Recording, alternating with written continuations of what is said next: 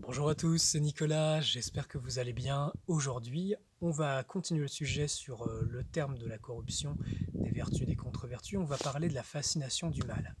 Alors, on va expliquer un petit peu qu'est-ce que c'est cette fascination du mal. Généralement, le mal est associé à l'aspect d'individualité très prononcée, de pouvoir, de puissance, et en fait, qui peuvent nourrir d'une certaine façon un ego obscur.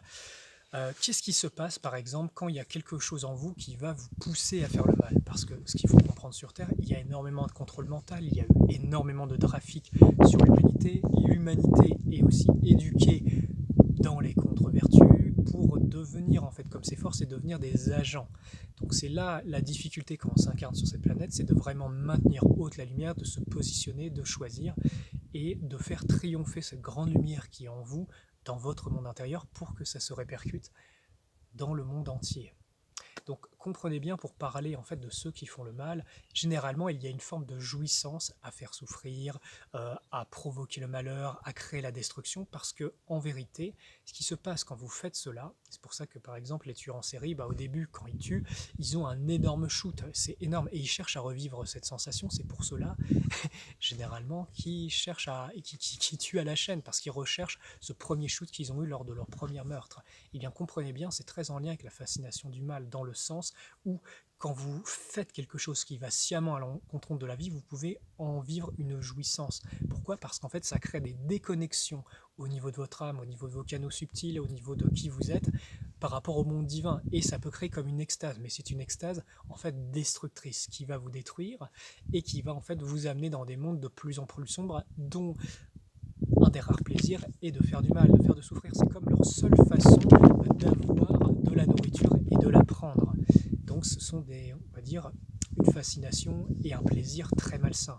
Donc c'est pour cela qu'il y a des personnes, on va dire, qui ont été formées par le mal et qui prennent plaisir à faire souffrir, à diffamer, à faire le mal autour d'eux, mais ils n'en ont pas conscience parce que dans leur système de valeurs, la plupart du temps, comme c'est inversé, faire ces choses-là, pour eux c'est bien, ils sont très pieux dans leur religion.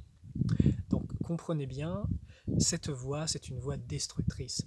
La glorification de l'ego, la liberté personnelle sans conséquence, ce sont des leurs. C'est dans l'éternité une porte sans issue qui vous amène à la destruction. Comprenez bien que votre vie ne se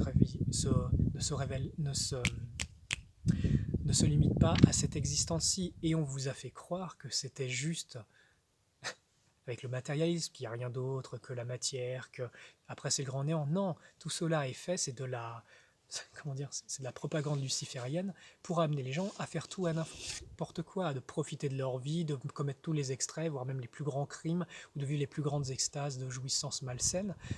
Mais derrière, ils sont en proie à ces mondes, à ces égrégores, à ces forces négatives.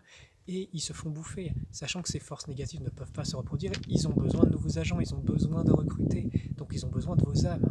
Donc comprenez bien de votre vivant, si vous avez conscience de la lumière, si vous avez conscience de l'amour, que vous vous êtes positionné, que vous avez choisi, que vous êtes reconnus comme des fils et des filles de Dieu incarnés sur Terre, en toute humilité, parce que nous sommes tous en apprentissage, eh bien vous vous mettez hors de portée de ces forces-là. Ça ne veut pas dire qu'elles ne vont pas essayer de vous tester, ça ne veut pas dire qu'elles ne vont pas essayer de vous embêter.